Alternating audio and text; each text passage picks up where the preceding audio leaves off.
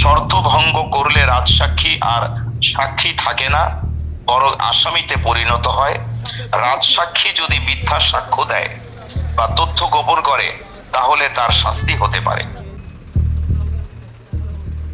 ক্ষমা পাওয়ার শর্তেই একজন আসামি নিজের অপরাধ এবং অন্য অপরাধীদের অপরাধের বিবরণ দেবেন।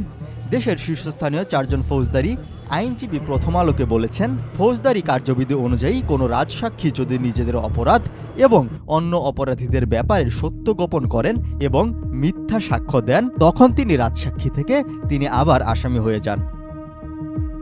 প্রখ্যাত আইনবিদ গাজী শামসুর রহমান তার ফৌজদারি কার্যবিধির ভাষ্য গ্রন্থে লিখেছেন, রাজসাক্ষীর জবানবন্দি যদি বিশেষ পর্যায়ে অন্যান্য সাক্ষ্য প্রমাণ দ্বারা সমর্থিত হয়, তখন সেই রাজসাক্ষ্যর ভিত্তিতে অন্য আসামিদের দণ্ড দেওয়া হয়।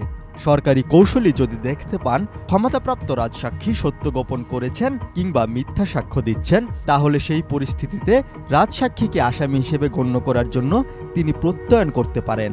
অর্থাৎ রাজসাক্ষী যদি তার সত্য প্রকাশের প্রতিশ্রুতি ভঙ্গ করেন, তখন তিনি আর রাজসাক্ষী থাকেন না, তিনি হয়ে যান আসামি। অবশ্য তখন অন্য আসামিদের সঙ্গে তার একত্রে বিচার চলে না। সুপ্রিম কোর্টের আইনজীবী ও স্বরাষ্ট্র মন্ত্রণালয়ের বিশেষ প্রসিকিউটোরিয়াল উপদেষ্টা এহসানুল হক সমাজি প্রথম আলোকে বলেন, একজন সহ অপরাধী অন্য সহযোগী অপরাধীদের বিরুদ্ধে সাক্ষ্য দিতে পারেন এবং তার সাক্ষ্যর ভিত্তিতে দোষী সাব্যস্ত করা বৈধ, এমনকি সেই সাক্ষ্য যদি অসমর্থিত সাক্ষ্য হয়। এ ব্যাপারে উচ্চ আদালতের অনেকগুলো সিদ্ধান্ত রয়েছে।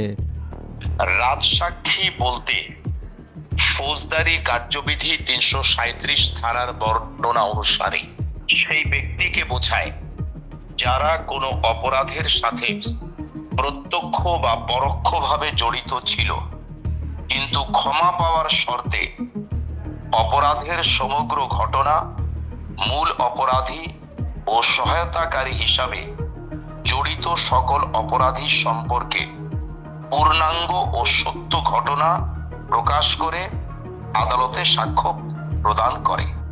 সাক্ষ্য আইনের 133 ধারায় দুষ্কর্মের সহযোগীর সাক্ষ্যের ভিত্তিতে সাজা দেওয়ার বিষয় বর্ণনা করা হয়েছে। এই ধারা অনুযায়ী দুষ্কর্মের সহযোগী আসামির বিরুদ্ধে সাক্ষ্য দেওয়ার উপযুক্ত ব্যক্তি বলে গণ্য হবেন। দুষ্কর্মের সহযোগী অসমর্থিত সাক্ষ্যের ভিত্তিতে আসামিকে সাজা দেওয়া হলে কেবলমাত্র সেই কারণে সাজা বেআইনি বলে গণ্য হবে না।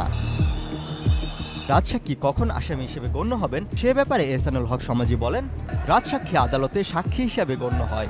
তিনি যদি শর্ত পালন করেন তবে তার বিচার আদালত তাকে খালাস দিতে পারেন। শর্ত ভঙ্গ করলে রাজসাক্ষী আর সাক্ষী থাকেন না, বরং আসামিতে পরিণত হয়। রাজসাক্ষী যদি মিথ্যা সাক্ষ্য দেন বা তথ্য গোপন করেন তাহলে তার শাস্তি হতে পারে।